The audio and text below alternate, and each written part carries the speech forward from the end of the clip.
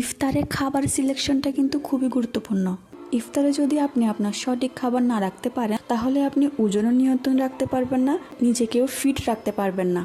সুতরাং আপনি যদি ওজন নিয়ন্ত্রণে রাখতে চান বা নিজেকে ফিট রাখতে চান তাহলে এই ভিডিওটা পুরোটাই দেখবেন, কারণ আমি আপনাদের জন্য আজকে একটা হেলদি নাস্তা রেসিপি নিয়ে আসছি যেটা আপনারা ইফতারে খেতে পারবেন। দেন এটা খেলে আপনাদের ওজনও বাড়বে না, ওজন কমবে, আর সারাদিনের যে ক্লান্তি ভাব এনার্জিটা পাবেন। আমি এখানে প্রথমে নিয়ে নিয়েছি একটা মাঝারি সাইজের কলা। এখন কলাটা আমি একটা কাঁটা চামচের মাধ্যমে ভালো করে ম্যাশ করে নিব। কলাটা ভালো করে ম্যাশ করার পর দিয়ে দিব এখানে 5 চামচের মতো ওটস। এখন এখানে দিয়ে দিব আমি 2 চামচ চিয়া সিড। চিয়া সিড খুবই উপকারী, ওজন কমাতে অনেক সাহায্য করে আর হজম শক্তি বাড়ায়। তারপর আমি এখানে দিয়ে দিব হচ্ছে টক দই, তারপর দিব 1 কাপ লো ফ্যাট দুধ। এখন আমি সবগুলো ভালো করে মিক্স করে নিব। মিক্স হওয়ার পর আমি নর্মাল ফ্রিজে রেখে দিব 2 থেকে 3 ঘন্টার জন্য। আমি প্রায় 2 ঘন্টা পরে এটা ফ্রিজ থেকে নামিয়ে আনলাম। দেখুন এটা অনেকটা ভালোভাবে সেট হয়ে গেছে।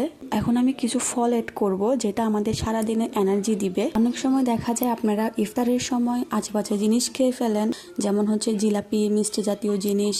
এগুলো না খেয়ে মিষ্টি জাতীয় ফল রাখতে পারেন, এতে আপনাদের মিষ্টির ক্রেভিংটা চলে যাবে। দিতে পারেন যেমন এখানে কলা, তারপরে দিতে পারেন হচ্ছে এখানে মালটা।